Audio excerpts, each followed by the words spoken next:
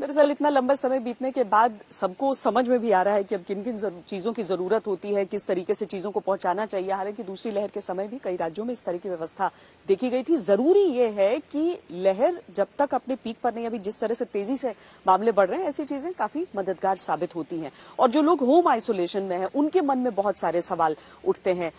उन सवालों का निवारण कौन करे, तो उसके लिए भी कॉल सेंटर्स दिल्ली में चल रहे हैं इस समय। स्वामी दयानंद अस्पताल में ऐसा ही एक कॉल सेंटर है जहां पर हमारी टीम पहुंची और वहां पर ये जो कोविड मित्र हैं उनसे मुलाकात की। कोरोना संक्रमित मरीजों की संख्या लगातार बढ़ती जा रही है। ओमिक्रॉन संक्रमित मरीजों की संख्या भी पीक पर है।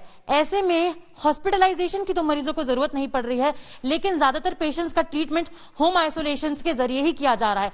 केंद्र सरकार ने भी होम आइसोलेशन को लेकर कई सारी गाइडलाइंस जारी की है और ऐसे में देश भर में कई सारे कोरोना के कॉल सेंटर्स खोले गए हैं। इसी के तहत हम मौजूद है दिल्ली के स्वामी दयानंद हॉस्पिटल के कोरोना मित्र हेल्पलाइन सेंटर पर। एक ऐसा हेल्पलाइन सेंटर है जो 24/7 चालू रहता है। आपको बता दें कि स्वामी दयानंद अस्पताल के खोले गए इस कोरोना मित्र हेल्पलाइन में लगातार कॉल्स आ रहे हैं। 8 जनवरी को ये कॉल सेंटर खोला गया था और आप इस वक्त अपनी टीवी स्क्रीन पर लाइव देख सकते हैं कि किस तरह से लगातार पेशेंट्स के फोन आ रहे हैं और डॉक्टर्स की स्पेशलाइज्ड टीम उनकी लगातार मदद कर रही है। प्रोसेस बाय प्रोसेस आपको समझाते हैं कि किस तरह से यहाँ पर ये पूरी टीम काम कर रही है। इस वक्त 5 डॉक्टर्स यहाँ पर मौजूद हैं। यहाँ पर ये नंबर दिए गए, ये देखिए यहाँ पर ये नंबर दिए गए 2 हेल्पलाइन नंबर्स है, 2 लैंडलाइन नंबर्स है। इन्हीं 2 नंबर्स पर पेशेंट्स के फोन आते हैं और सबसे खास और सबसे महत्वपूर्ण बात यह है कि केवल दिल्ली से ही नहीं बल्कि पूरे देश भर से, इनफैक्ट देश के हर एक कोने से इस हेल्पलाइन पर कॉल आ रहे हैं। देखिए, जैसा इस हेल्पलाइन का नाम है कोविड मित्र, यानी कि कोविड के जो पेशेंट्स हैं उनके फ्रेंड। बेसिकली हमारा जो विजन था इसमें वो यही था, क्योंकि इस बार होम आइसोलेशन के पेशेंट्स काफी ज्यादा हैं, तो उनको एक ऐसे मित्र की जरूरत है जो उनकी बातें सुन सके, जो उनको एडवाइस कर सके। और उसी को ध्यान में रखते हुए ये कोविड मित्र हेल्पलाइन शुरू की गई थी।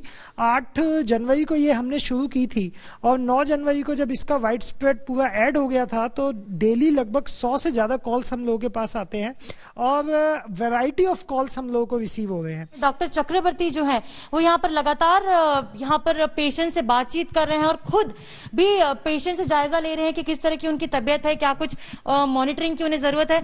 सर, किस तरह के कॉल आ रहे हैं पेशेंट्स के, क्या सीवियरिटी लेवल है और क्या समस्या आ रही है पेशेंट्स को इस वक्त की यदि हम बात करें तो?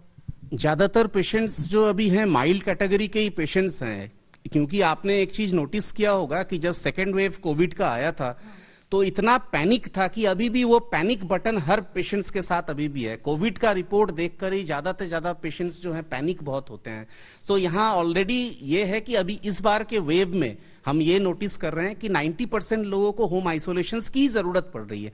लेकिन होम आइसोलेशंस में इंपॉर्टेंट ये पॉइंट है कि कौन कौन से पॉइंट्स हमें स्ट्रेस आउट करना है, वो जरूरी होता है, क्योंकि उसमें से भी कुछ परसेंटेज ऑफ पेशेंट्स सिक होते हैं। तो सिक होने का मतलब है कि हमें वही चीज बताना पड़ता है कि भाई एक तो आप पैनिक ना करें और आपको जो जो चीज मेजर्स हैं, जैसे आप हमारी टीम को देख रहे हैं, ये सब यही चीज पूछते हैं कि भाई आपकी सैचुरेशंस मॉर्निंग इवनिंग की कैसी रह रही है, आपका रेस्पिरेटरी रेट तो नहीं बढ़ रहा है। ये 2-3 चीज बहुत सिंपल चीज है जो कि हर कोई घर पे कर सकता है मॉर्निंग इवनिंग।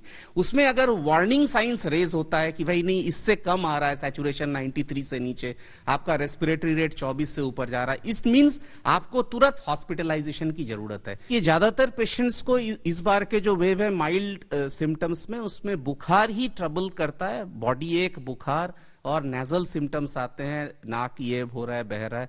तो उसके अकॉर्डिंगली जो हमारी टीम है वो उसको एडवाइस करती है कि भाई पैरासीटामोल आप ले सकते हैं बुखार के लिए, आप दिन में 4 बार भी ले सकते हैं, 650 वाली पैरासीटामोल ले सकते हैं। अगर इस तरह का नाक में अगर ज्यादा आपका नेजल फ्लो हो रहा है, डिस्चार्ज हो रहा है, तो एक सिंपल दवाई है मॉन्टेल्यूकास लिवोसेट्रिजिन की, वो हम बताते हैं।